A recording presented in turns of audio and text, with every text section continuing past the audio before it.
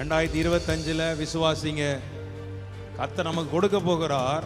அதை எப்படி கொடுக்க போகிறாராம்? பரிபூரணமாய். ஆமென். அதனால தான் யோவான் 10:10 சொல்லுகிறது, திருடன் திருடவும் கொல்லவும் அழிக்கவும் வருகிறான் என்று வேறொன்றுக்கும் வரான், நானோ ஜீவன் உண்டாகும், அது பரிபூரணப்படவும்.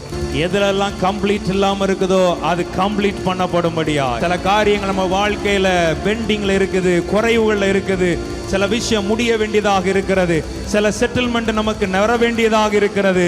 அது நம்ம நினைக்கிறோம் கொஞ்சமாய் வந்துருமோ, இல்ல பரிபூரணமாய் நம்ம கையில வாங்கிக்கங்களேன். ஐயோ எவ்வளவோ உழைக்கிறோம், எவ்வளவோ கஷ்டப்படுறோம், ஆனா வருகிற நன்மைகள் என் வாழ்க்கையில கொஞ்சமாய் எல்லாம் ஆண்டவரே இருக்கிறது. இந்த வருஷம் ஆண்டவர் உனக்கு பரிபூரணமான சுதந்திரத்தை உன் கையில கர்த்தர் கொடுக்க வேண்டிய ஒரு வேலை வந்துட்டுன்னு. ஆண்டவரே இப்ப வாங்குற காசு, இப்ப வாங்குற நன்மைகள் கொஞ்சம் கூட எங்க கையில நிக்கல ஆண்டவரே.